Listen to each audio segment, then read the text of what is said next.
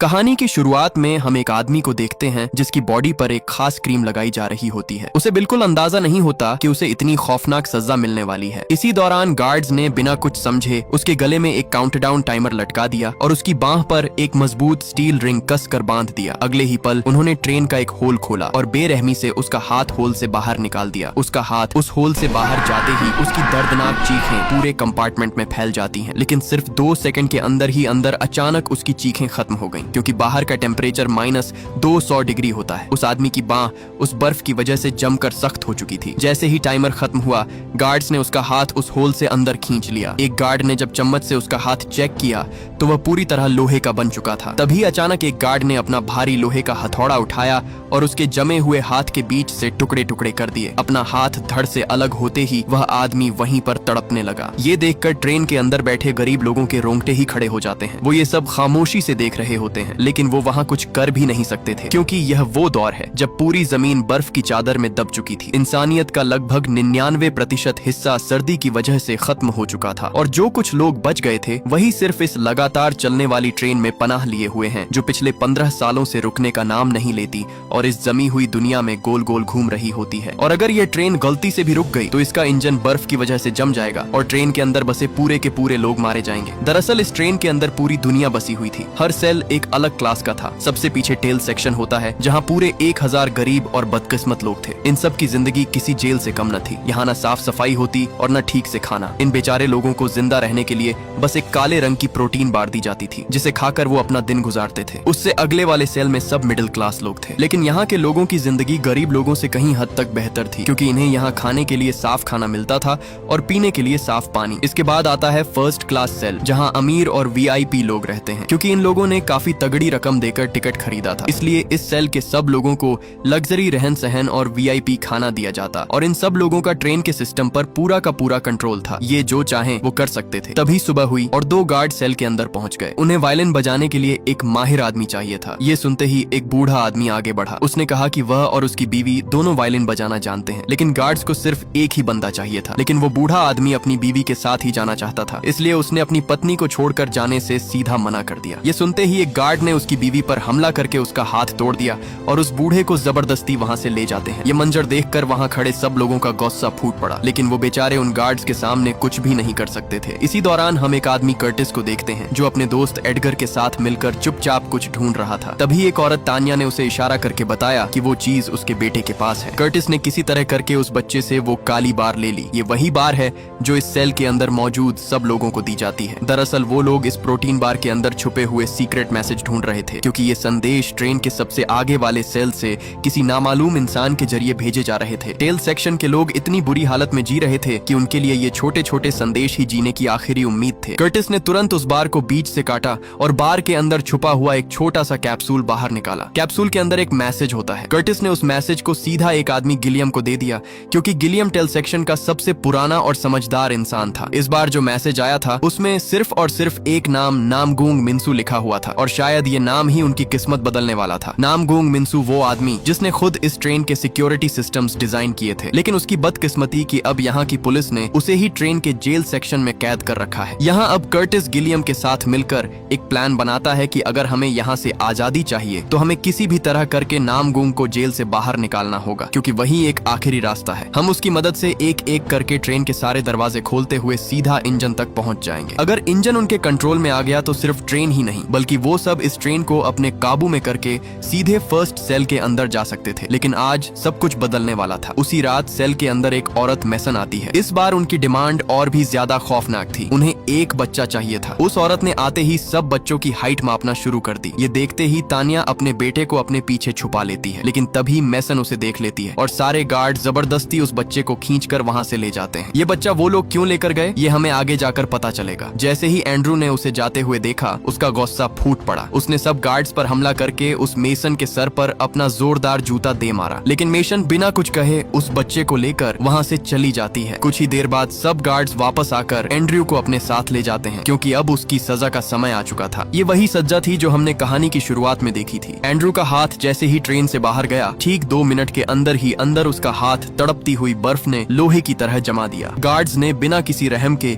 एक हथौड़ा उठाया और उसके हाथ को लकड़ी की तरह बीच से तोड़ दिया। हाथ के टुकड़े टुकड़े होते ही एंड्रू दर्द से चीखने लगा, लेकिन अब भी यह सजा नहीं थी, ये सिर्फ एक वार्निंग थी। तभी वहाँ एक औरत जो इस ट्रेन की मिनिस्टर थी, हाथ में पकड़ा हुआ वही जूता लेकर आती है जो एंड्रू ने उस मेसन को मारा था। उसने आते ही सबसे कहा, इंसान की पहचान उसके जूते से होती है और जूता पैरों में ही जचता है, सर पर नहीं। अपनी औकात हमेशा याद रखना, और आज के बाद जिसने भी जूता उठाने की कोशिश की तो उसकी सजा इससे भी बदतर होगी। मिनिस्टर के इन लफ्जों ने टेल सेक्शन के सब लोगों के खून में आग लगा दी। सबके अंदर बदले की आग भड़कने लगी, लेकिन वो चाहकर भी उनसे पंगा नहीं ले सकते थे, क्योंकि इस सेल के अंदर सबसे पुराने आदमी गिलियम को भी ठीक ऐसे ही सजा दी गई जिसमें उसकी टांग काट दी गई थी। इसलिए अब कर्टिस किसी भी तरह करके जो कुछ हो चुका है सबका बदला लेने की ठान लेता है, क्योंकि अब वो अपनी जिंदगी यहाँ कुत्ते की तरह गुजार नहीं सकते थे। कर्टिस ने उस बूढ़े आदमी से कहा, मुझे लगता है कि गार्ड्स की गनों में सब बची कुची गोलियां खत्म हो चुकी हैं, क्योंकि पिछले 10 सालों में जितनी भी छोटी बड़ी जंग हुई थी उनमें सारी गोलियां खत्म हो चुकी होंगी, और ट्रेन के अंदर नई गोलियां बनाने का कोई सिस्टम भी नहीं है। मतलब गार्ड सिर्फ खौफ पैदा करने के लिए खाली गन्स लेकर घूम रहे हैं। अब उसने फैसला किया कि अब वक्त आ गया है इस शक को दूर करने का। वो बिना सोचे सीधे उन गार्ड्स के सामने चला गया। जाते ही उसने उनकी गन अपने माथे पर तान दी और तुरंत उस गन का ट्रिगर दबा दिया। दबाते ही कोई भी गोली उस पर नहीं चली। ये देखकर एडगर ने जोर से चीख कर सबको बताया कि इनकी गोलियां खत्म हो चुकी हैं। ये सुनते ही सब लोगों ने पहले से छुपाया हुआ एक बहुत ही बड़ा ड्रम उठाया और सीधे उन गार्ड्स पर बम की तरह फेंक दिया, जिससे कुछ गार्ड्स वहीं पर ढेर हो गए। सबने एक के बाद एक उन पर अपना हल्ला बोल दिया, जिससे धीरे धीरे सब गार्ड्स वहीं पर ढेर होते गए। देखते ही देखते सब गरीब लोगों ने उनकी धज्जियां उड़ा दी, लेकिन तभी उनके सामने एक बहुत ही मोटा टकला गार्ड आ गया। एक बहुत ही बड़ा लोहे का टुकड़ा उसके हाथ लगते ही उसने सबको मारना शुरू कर दिया। लेकिन तभी भीड़ के बीच से एक पतला आदमी खड़ा हुआ।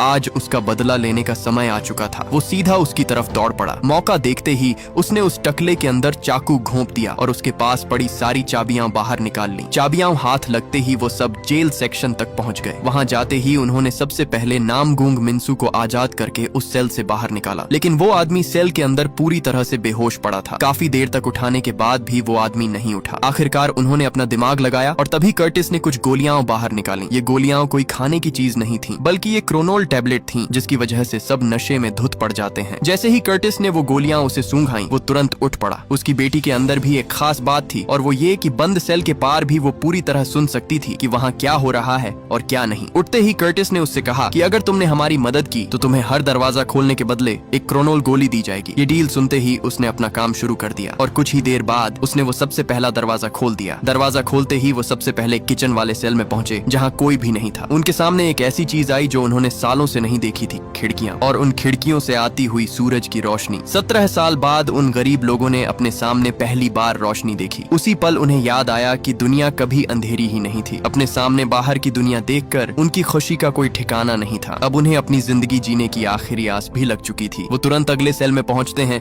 जहां उनके सामने एक आदमी था जो टेल सेक्शन के सभी लोगों के लिए वो काले रंग की प्रोटीन बार बनाता था। जैसे ही कर्टिस ने झांक कर प्रोटीन बार को बनते देखा तो उसकी रूह कांप उठी, क्योंकि वो प्रोटीन बार सब जले सरे कॉकरोचेस को पीस कर बनाई जा रही थी। अपने सामने ये मंजर देखकर उसके रोंगटे खड़े हो गए, क्योंकि जो वो इतने सालों से खा रहे थे वो गंदे कॉकरोच का पिसा हुआ कीमा खा रहे थे। ये देखते ही कर्टिस उस आदमी को पकड़कर पीटने ही वाला था, लेकिन तभी उसने दिखाया कि उसे भी खाने में यही प्रोटीन बार दी जा रही है, क्योंकि यहाँ की मिनिस्टर ने उसे धमकी दी थी कि अगर उसने ये प्रोटीन बार नहीं बनाई तो उसे जिंदा मार दिया जाएगा। इसलिए कर्टिस मजबूरन उसे छोड़ देता है और ये बात किसी को नहीं बताता। वो जानता था अगर ये सच सबको पता चल गया तो लोग लड़ने से पहले ही हार मान जाएंगे, इसलिए वो इस राज को अपने अंदर दबा लेता है। कई सालों बाद उनके सामने ढेर सारी प्रोटीन बार थी, जिसे देखते ही वो अंधे की तरह टूट पड़े। इसी दौरान कर्टिस को एक और मैसेज मिला। जैसे ही उसने उसे खोला, उस पर वाटर लिखा हुआ था। ये एक सिंपल लफ्ज था, लेकिन शायद इसके पीछे भी कोई बड़ा राज छुपा हुआ था। कर्टिस ने जैसे ही वो संदेश उस बूढ़े आदमी को दिया,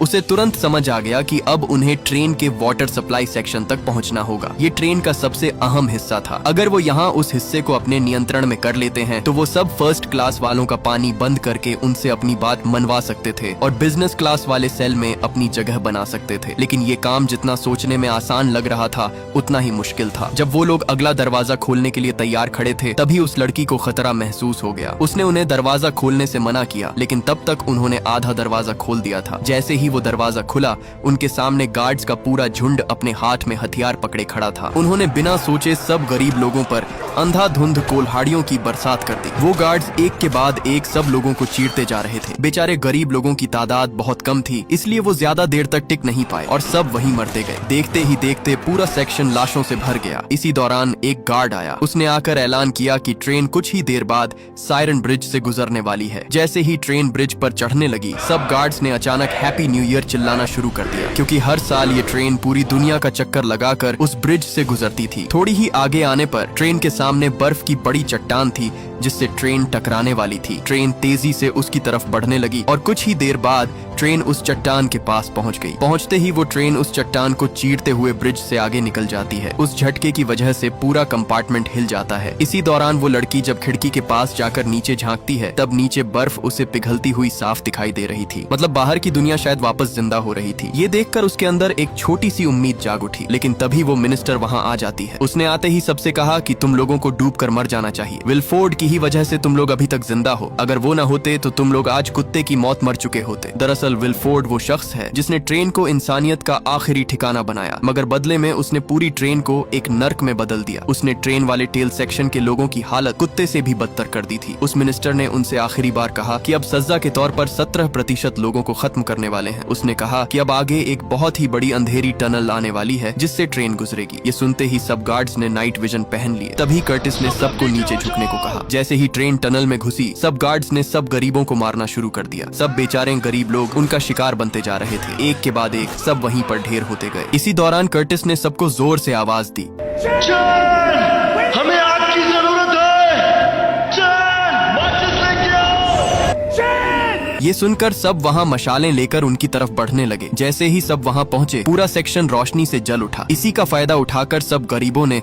उन पर आग बरसाना शुरू कर दी। पूरा सेक्शन तहस नहस होता जा रहा था। इसी दौरान एक साथी ने चाकू सीधा उस मिनिस्टर की टांग पर दे मारा। लेकिन तभी कर्टिस के दोस्त एडगर को एक गार्ड ने पकड़ लिया। एडगर उसे चिल्लाता रहा कि मुझे बचा लो, लेकिन कर्टिस ने उस पर ध्यान नहीं दिया और उसे वहीं पर मरता छोड़कर सीधा उस मिनिस्टर की तरफ भाग पड़ा। उसने सोचा कि उसे पकड़कर अपने दोस्त को छुड़वा लेगा, लेकिन पीछे से उस गार्ड ने उसके अंदर चाकू घोंपकर उसे वहीं पर मार डाला। अपने सामने अपने साथी को मरता देखकर वह अंदर से पूरी तरह टूट गया। उसे मरता हुआ देखकर उसके अंदर का गुस्सा और भी ज्यादा भड़क उठा। उसने तुरंत उस मिनिस्टर को पकड़ लिया और सबको कहा, अपने हथियार फेंक दो। इसी दौरान वो ट्रेन भी उस अंधेरी सुरंग से बाहर निकल जाती है। उन्होंने उस मिनिस्टर को कैदी बनाकर उससे सारी जानकारी उगलवाना शुरू कर दी। कर्टिस ने उससे पूछा कि वो मैसन बच्चों को कहाँ लेकर गई है, लेकिन मिनिस्टर ने उसे साफ साफ मना कर दिया और कहा कि मैं इस बारे में कुछ भी नहीं जानती। मुझे बस इतना पता है कि सब बच्चे विलफोर्ड के साथ इंजन वाले सेक्शन में हैं। कर्टिस ने पूछा कि वाटर सप्लाई वाला सेक्शन कहाँ पर है। उसने बताया कि वाटर सेक्शन भी इंजन रूम में है, क्योंकि जब ट्रेन चट्टान से टकराती है तब ट्रेन के अगले वाले हिस्से में बहुत सारी बर्फ इकट्ठी होकर पिघल जाती है और फिर वो सारा पानी साफ करके वीआईपी लोगों को दिया जाता है, और जो गंदा पानी होता है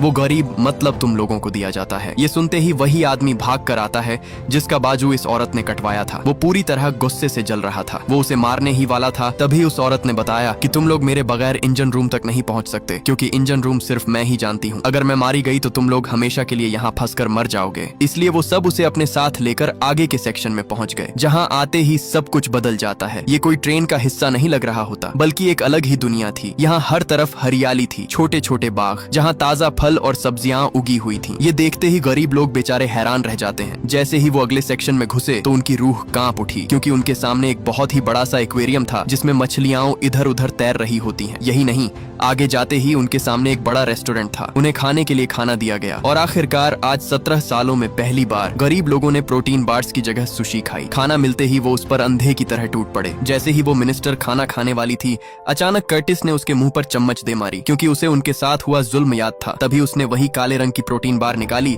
और कहा कि तुम्हें इस खाने की जगह आज ये खानी होगी। उस बार को देखते ही उसके चेहरे का रंग वहीं उड़ गया, क्योंकि उसे पता था कि ये बार कॉकरोच को पीस कर बनाई गई है। लेकिन इस बार कर्टिस ने उसे मजबूर किया, इसलिए न चाहते हुए भी मिनिस्टर को वो गंदी बार खानी ही पड़ी। दरअसल ये उसका बदला था जो उन्होंने ट्रेन के गंदे टूटे हुए सेक्शन में झेला था। जैसे ही वो अगले सेक्शन में पहुंचे, वहाँ उनके चारों तरफ हर किस्म का गोश्त था। वो सेक्शन पूरी तरह गोश्त से भरा पड़ा था। वो ये सब देखकर हैरान रह गए। अगला कंपार्टमेंट उन्हें एक स्कूल तक ले आता है, जहाँ सब वीआईपी लोगों के बच्चे पढ़ रहे थे। लेकिन ये कोई नॉर्मल स्कूल नहीं था। यहाँ तालीम के नाम पर ब्रेन वॉशिंग हो रही थी। सब बच्चों का दिमाग ट्रेन के आखिरी सेक्शन के लोगों के खिलाफ किया जाता था। जो लोग बेचारे मुफ्त में इस ट्रेन में घुसे थे। सब बच्चों के सामने टेल सेक्शन के लोगों को घटिया, गंदे और बेकार दिखाया जाता था। तभी तानिया आगे बढ़ी। उसके हाथ में अपने बेटे टिम्मी की तस्वीर थी। वो रोते हुए सब बच्चों से अपने बेटे के बारे में पूछती है कि क्या किसी ने मेरे बेटे को देखा है। एक बच्चे ने उसे बताया कि सब बच्चों को अगले वाले सेक्शन में ले जाया गया है। ये सुनते ही तानिया की उम्मीद जिंदा हो गई। इसी दौरान अचानक एक टकला आदमी क्लास के अंदर दाखिल हुआ। उसके हाथ में अंडों की टोकरी थी